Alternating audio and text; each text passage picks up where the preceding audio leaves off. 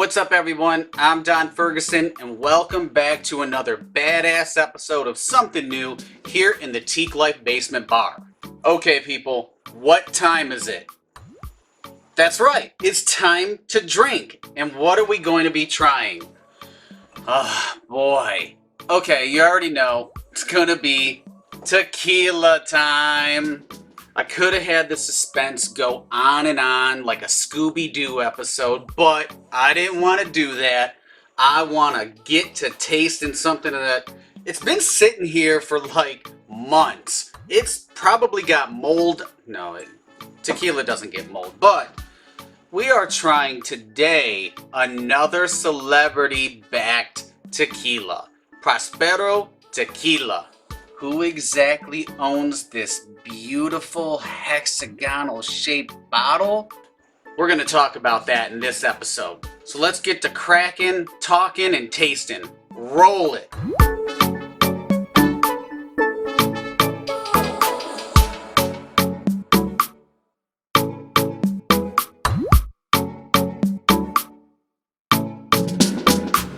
Come on into the Teak Life Basement Bar, people, but before we taste, we talk. Celebrity-backed brand. Who could it be?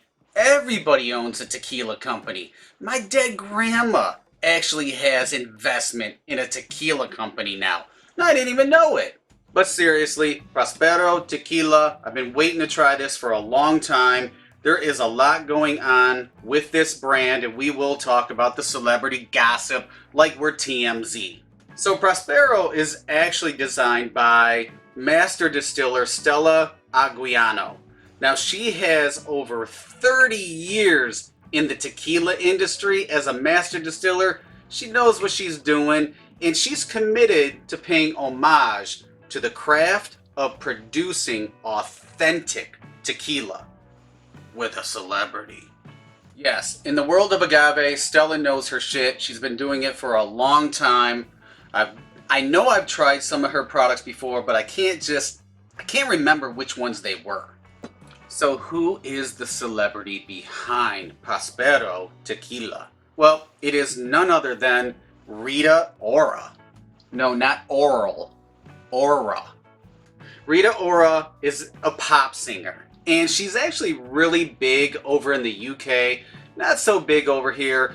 But there are some rumors and controversy when it comes to Rita Ora. Should we spill the tea? Do you want the dish? Okay, we're not TMZ, but there are rumors, something with Jay-Z, and there was a song, Becky with the good hair, but we're gonna leave that to Harvey and the fine folks over there at TMZ. You can Google it and find out exactly what I'm talking about. But Rita, how is she with the brand? Well, she is Chief Creative Partner, and she even has her own cocktail called the Rita, which is, I guess, a take on a margarita. Yeah, I kind of glazed over that because I really don't know what the hell Chief Creative Partner is. Let's talk about the particulars behind Próspero Tequila. It is NAM 1437, and it is made 100% from Blue Weber agave. Not a mixto. This is the real deal. Stella has been in the game, like I said, 30 years. Now what's interesting is this is a lowland tequila. So lowlands, a lowland agave is typically grown in a volcanic soil, which this one is, and they tend to be a little bit more mineral rich, a little bit more spicier, has a little bit more depth and character as far as a bite. So it's going to be real interesting. It's twice distilled, and they use well water in the distillation process. Now there's a couple of different ways that you can use, different types of water. There's well water, there's spring water, and then on top of it, you can use rainwater. We know who I'm talking about. Today we're trying their Reposado. This Reposado is aged for 6 months in oak barrels. Now the color of the juice, I always like to look at it. It's a medium complexion, so I don't know if the barrels are actually toasted, which the color kind of gives me that they might be toasted, but I don't think that they're charred heavy, but we'll see in the taste. If it's charred heavy, you're actually going to get a little bit more of a spice bite, little heat, fiery, something like that. But from the looks at it, it might just be toasted. Last but not least, it is an 80 proof tequila. No cutting corners here whatsoever, especially with this bottle. We're going to talk about this elaborate, unique bottle. So let's shift the camera. I'm going to go right here. We're going to crack it open and taste. Where's the glass? Pop. Just like Rita Ora is a pop singer with all those hits of... We're just going to pour. And I am actually, wow, I'm using my Rabbit Hole Distillery Glencairn glass. Ooh, this is a special tasting. We got the pour, but before I put this on the platform, I want to talk about this bottle. It's got a lot going on. It's actually a really nice design.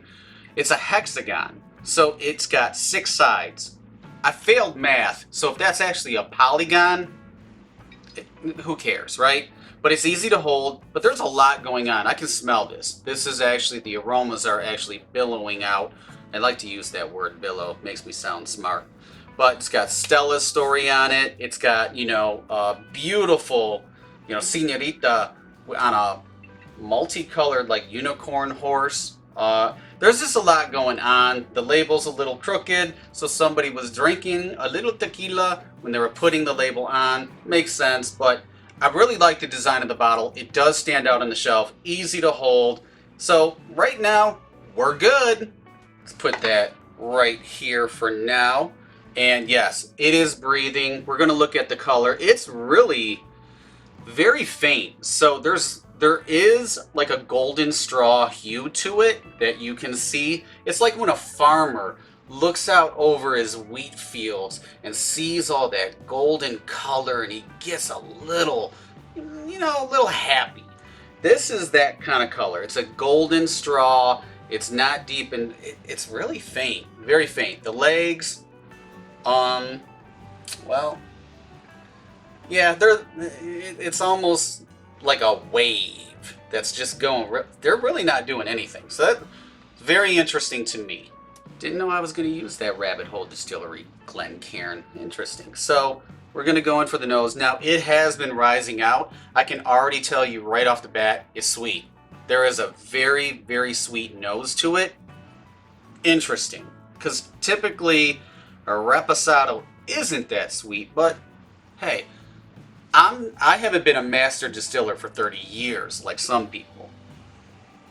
I'm getting some oak. So there is a little bit of that oak, like you would smell from a whiskey or a bourbon. You're definitely getting some oak.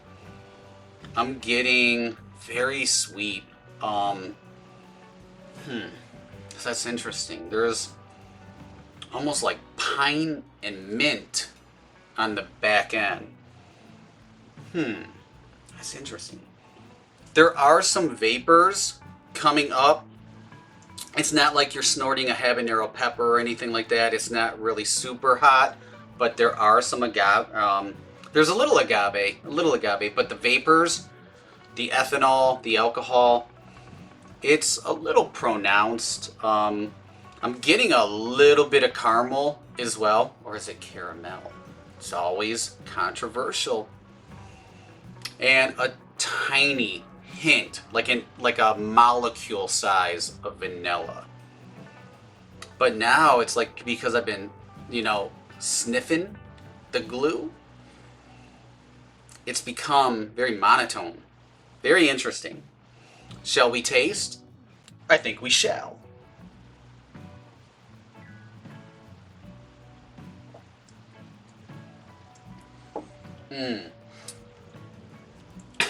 So the first one coats the palate. I always say this. Sorry, I know you want to slap me, but there's a lot more spice, heat on it than I anticipated. As you can see, the little chuckle cough.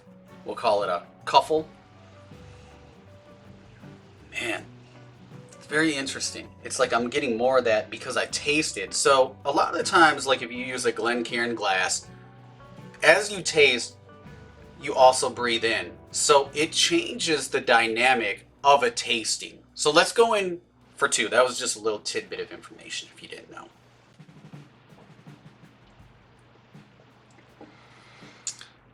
So I'm picking up some oak on the second, some sweetness. It's definitely got some spice, a lot more than I anticipated. So a lot of people say the tequila face or the scrunchy that, yeah, my lips are tingling, the inside of my gums. It definitely has some heat on it. But let's go on to the third time because typically on the third time you get adjusted to it. So let's see. Third time's the charm. Nope, still got the heat. It's definitely really spicy. A lot spicier than many reposados. Now, that could be true to form because it is a lowland agave tequila, and some of them are mineral rich or a little bit, spicier. That could have something to do with it. The depth of character as far as the flavor profile, I'm getting a lot of wood. I'm getting a lot of oak. I'm not getting much else, to be honest. It is sweet. It's not overly sweet like an artificial sweet whatsoever. I don't think this is smooth at all. So if you were looking forward to trying this brand and thinking, oh, it's going to be really smooth, like one of Rita Ora's songs that I can't name, it's really not. It is not smooth whatsoever. Let's fourth time because I'm really trying to pick up the characteristics of this tequila. Sweet, peppery, has like a pine mint aftertaste, finish, a little botanical, so I would say like, a flower bouquet, something like that. That's very subtle, but the vanilla, the caramel, it's just not there. And that's why a lot of brands will use like a whiskey barrel or an ex-bourbon barrel to give it a little bit more complexity in the profile, but I'm really not getting much whatsoever. It's almost like a spicy, tad bit of a flavored water. So it's almost like if you took water, put in some spice and heat, and maybe a couple drops of bourbon, that's what you got here. Let's address the elephant in the room. This is a diffused tequila. And a lot of your tequila snobs do not like a diffused tequila. Here's the tidbit when it comes to diffused tequilas. That means it's processed.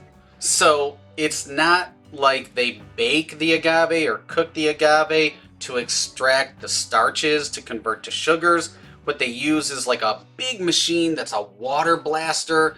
It's a high pressure water blaster. The agave passes by.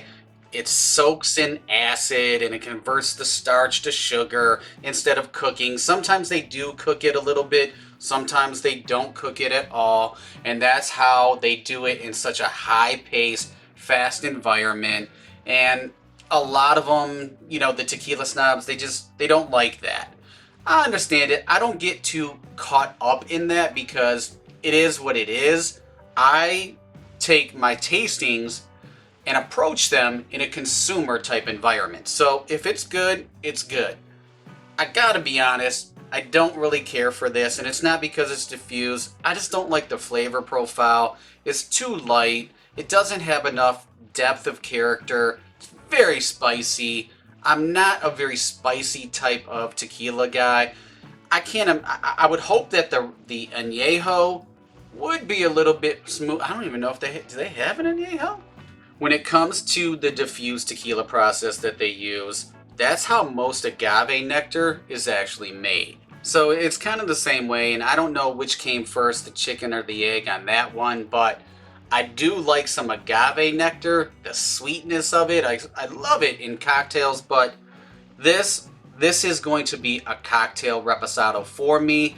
I can make some old fashions with it. I can throw it in a margarita, probably a paloma. I'll do some, funky stuff with it, but I just can definitely not say that this is Teak Life approved.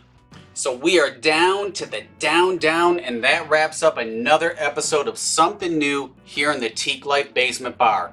I got my hat on from Tequila and Spirits Magazine, our digital partner, where you can get a free magazine subscription delivered right to your email box.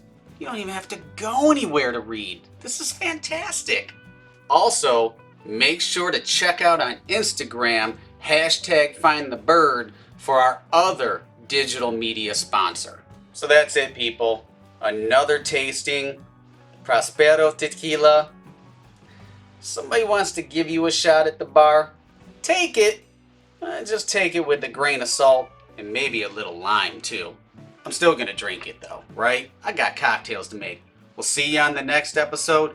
Life is too short to drink bad liquor. Choose wisely, my friends. We'll see ya.